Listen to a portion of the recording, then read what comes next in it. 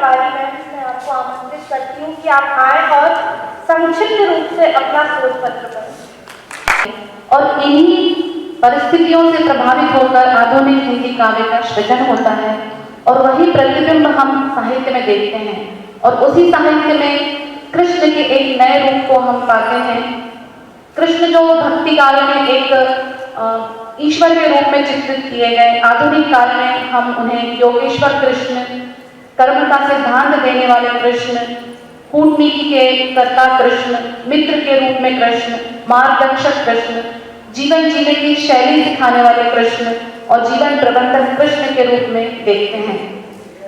कृष्ण ने कुछ सिद्धांत प्रतिपादित किए थे, जैसे कर्म करते हुए मृत्यु को प्राप्त करना निश्रेष्ठ जीवन से अधिक श्रेष्ठ है, हिंसा मानवता के विरुद्ध है लेकिन पापियों का संहार करना धर्म है, निष्काम भाव से लोक सेवा करना जगत हित हेतु है।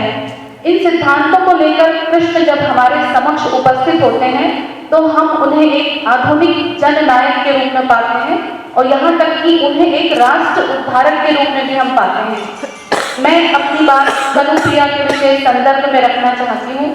आदरणीय पवन सर से क्षमा चाहते हुए कि उन्होंने कनुप्रिया के बारे में अपनी बात रखी है, लेकिन फिर भी मैंने जो तैयारी की है और जो मैंने कनुप्रिया को पढ़ के पाया है, साहित्य जो होता है उससे हम प्रेरणा लेके वर्तमान में कैसे प्रासंगिकता से जोड़ते हैं, ये बात अधिक महत्वपूर्ण होती है। धर्मवीर भारती का जो कनुप्रिया है बहुत ही भावात्मक काव्य है। इसमें उन्होंने एक अभिनव प्रयोग किया है। कृष्ण की जो कथा है वो भाव बोध के स्तर पर रची गई है। कृष्ण कनु है और उनकी जो प्रिया है कनुप्रिया वो राधा है। प्राचीन और नवीन चेतना का अद्भुत संगम हम कनुप्रिया में देखते हैं। कनुप्रिया के जो प्रेमी है कृष्ण, वो हमारे लिए पुरुषोत्तम कृष्ण है। वे नर लीला में राधा के प्रेमी हैं, तो पुरुषोत्तम रूप में समस्त सृष्टि का संचालन करने वाले एक मानवीय और विराट रूप में हमारे सामने उपस्थित होते हैं। कनुप्रिया को जब हम पढ़ते हैं तो जैसा कि आपने जिक्र किया था द्वापर का भी, कि हम महिला सशक्तिकरण की बात करते हैं, नारी विमर्श की, तो जो राधा है या कनुप्रिया है उसके नारी मन की संवेदनाओं को और उनके प्रेम को एक नैसर्गिक रूप में चित्रित किया है। उसके मन के अंतर मन की झांकी को प्रस्तुत किया है। कनुप्रिया की जो भूमिका है उसमें लिखा है, लेकिन ऐसे भी क्षण होते हैं कि यह सब जो बाहर का उद्वेग है महत्व उसका नहीं है, महत्व उसका है जो हमारे अंदर साक्षात्कृत होता है। चरम तन्मयता का जो क्षण है, जो एक स्तर पर सारे बाह्य इतिहास की प्रक्रिया से ज्यादा मूल्यवान सिद्ध होता है, वही क्षण एक सीपी की तरह हमें खोल जाता है और इस तरह हम बाह्य, अतीत और वर्तमान में सिमट कर उस क्षण में पुंजीभूत हो जाते हैं और हम नहीं रहते हैं। ये भारती जी कनुप्रिया की भूमिका में लिखते हैं। योगेश्वर कृष्ण की जो माया है उसको जो कनुप्रिया प्रेमी रूप में देखती है, वो हमेशा कनुप्रिया को संबल प्रदान करती है और संकल्प सृष्टि में वो जो इच्छा करती है, कनु कृष्ण से कहती है तुम्हारी संपूर्ण सृष्टि का अर्थ है मात्र तुम्हारी इच्छा, और तुम्हारी संपूर्ण इच्छा का अर्थ है केवल मैं और केवल मैं। यहाँ पर कृष्ण का जो मैं भाव है वो सारी सृष्टि को अपने में समाहित करता हुआ दिखाई देता है। जैसा सर ने भी जिक्र किया था, जो सेतुमय गीत है, वहां यह लगता है कि कृष्ण की जो लीलाएं हैं वो एक लीला भूमि है जो हम भागवत में देखते हैं, और एक है जो युद्ध भूमि है यानी जो महाभारत है। तो लीला भूमि और युद्ध भूमि के बीच का जो सेतु है वो राधा अपने आप को मानती है और कहती है कि राधा के लिए जो इतिहास है वो केवल युद्ध है और युद्ध की एक अकल्पनीय और अमानुषिक प्रवृत्ति है। वर्तमान में भी हम देख रहे हैं कि जितने भी युद्ध हो रहे हैं, युद्ध कभी भी मानवता के पक्ष में नहीं रहा है, युद्ध से हमेशा संहार हुआ है। महाभारत में जो कृष्ण है एक बहुत बड़ी भूमिका निभाते हैं, अर्जुन को कर्म के सिद्धांत का उपदेश देते हैं, लेकिन राधा को ये लगता है, मुझे लगता है कि धर्मवीर भारती को ये लगता है कि युद्ध नहीं होना चाहिए। तो वो राधा के स्वप्न में, स्वप्न संकल्प जो गीत है, उस स्वप्न में राधा ये देखती है कि कृष्ण महाभारत के युद्ध से परेशान होकर और सब कुछ छोड़ के राधा के प्रेम को लेने के लिए राधा के पास आ रहे हैं। वो कहते हैं, अर्जुन की तरह कभी मुझे भी समझा दो, सार्थकता क्या है बंधु, मान लो कि मेरी तन्मयता के गहरे क्षण रंगे हुए। यमुना विश्वकर्मा जी, आपका स्वागत है, आप आए और आपका शोध प्रतिवाचन करें। एक तरफ भगवान श्री कृष्ण, दूसरी तरफ उनकी वासुकी उनके दोनों हाथों में विराजमान, जो भगवान एक उंगली से पर्वत को उठा सकते हैं, उनको क्या आवश्यकता आन पड़ी कि दो हाथों से मुरली को पकड़ने लगेंगे? चिंतन का विषय। अवश्य प्रेम को संभालने के लिए दो हाथों की आवश्यकता होती है। प्रकृति संरक्षण की बात आदरणीय पवन सर जी द्वारा कही गई थी, जो कि हमारा मोर वहाँ दिखाई दे रहा है।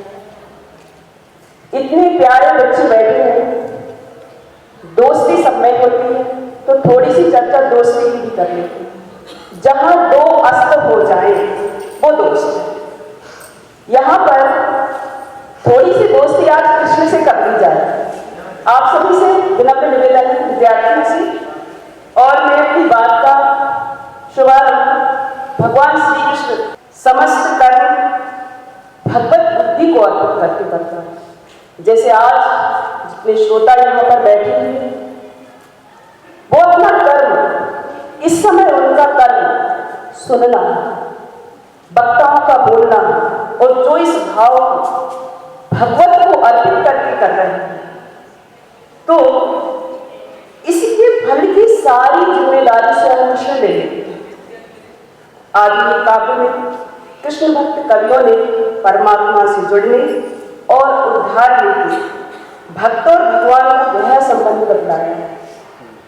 उनकी भक्त भगवान की शरण में रहते हुए उनकी भक्ति धाराओं में हम कह सकते हैं, मनुष्य देह ही एकमात्र ऐसा रथ है जिस पर सवार होकर आत्मा भगवान तक पहुंच सकती है, अर्थात शुद्धि को जागृत करके मनुष्य कृष्ण के धाम को वापस चला जाता है।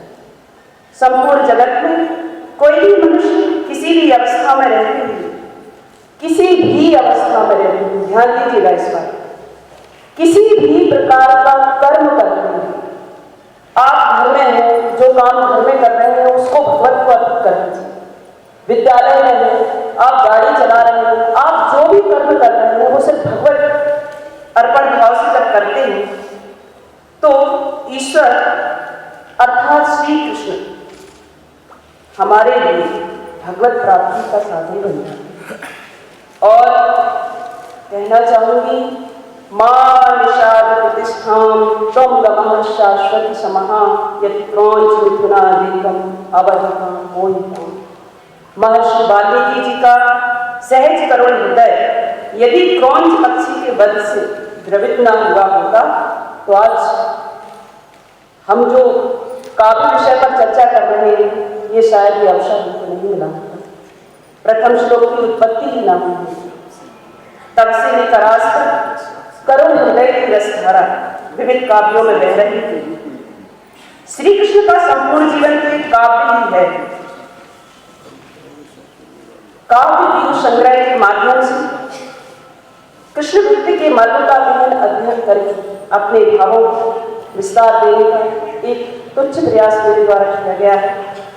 इसका उद्देश्य संक्षिप्त में बताना चाहूंगी।